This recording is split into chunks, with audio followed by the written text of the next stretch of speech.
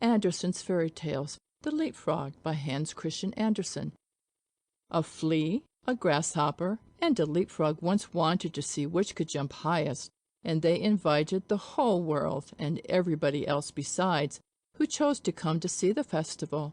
3 famous jumpers were they, as everyone would say, when they all met together in the room. "I will give my daughter to him who jumps highest," exclaimed the king, "for it is not so amusing when there is no prize to jump for." The flea was the first to step forward. He had exquisite manners, and bowed to the company on all sides, for he had noble blood, and was, moreover, accustomed to the society of man alone, and that makes a great difference. Then came the grasshopper. He was considerably heavier, but he was well-mannered, and wore a green uniform, which he had by right of birth. He said, moreover, that he belonged to a very ancient Egyptian family, and that in the house where he then was, he was thought much of. The fact was, he had been just brought out of the fields and put in a pasteboard house, 3 stories high, all made of court cards, with the colored side inwards, and doors and windows cut out of the body of the Queen of Hearts. "I sing so well," said he, "that 16 native grasshoppers who have chirped from infancy, and yet got no house built of cards to live in, grew thinner than they were before for sheer vexation when they heard me." It was thus that the flea and the grasshopper gave an account of themselves, and thought they were quite good enough to marry a princess. The leapfrog said nothing, but people gave it as their opinion that he therefore thought the more, and when the house dog snuffed at him with his nose, he confessed the leapfrog was of good family.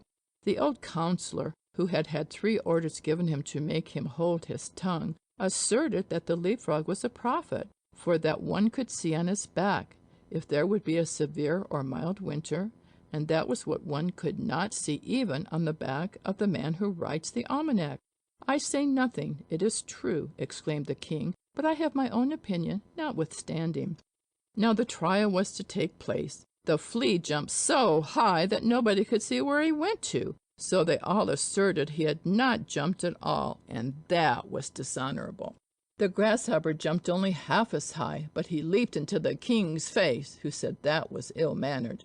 The leapfrog stood still for a long time, lost in thought. It was believed at last he would not jump at all.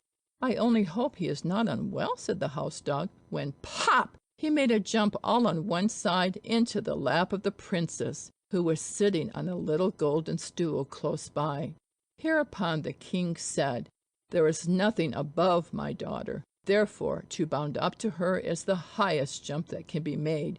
But for this one must possess understanding, and the leapfrog has shown that he has understanding. He is brave and intellectual, and so he won the princess." "It's all the same to me," said the flea. "She may have the old leapfrog for all I care. I jumped the highest, but in this world merit seldom meets its reward. A fine exterior is what people look at nowadays." The flea then went into foreign service, where it is said he was killed. The grasshopper sat without on a green bank, and reflected on worldly things. And he said too, "Yes, a fine exterior is everything. A fine exterior is what people care about." And then he began chirping his peculiar melancholy song, from which we have taken this history, and which may very possibly be all untrue, although it does stand here printed in black and white. End of The Leapfrog by Hans Christian Andersen.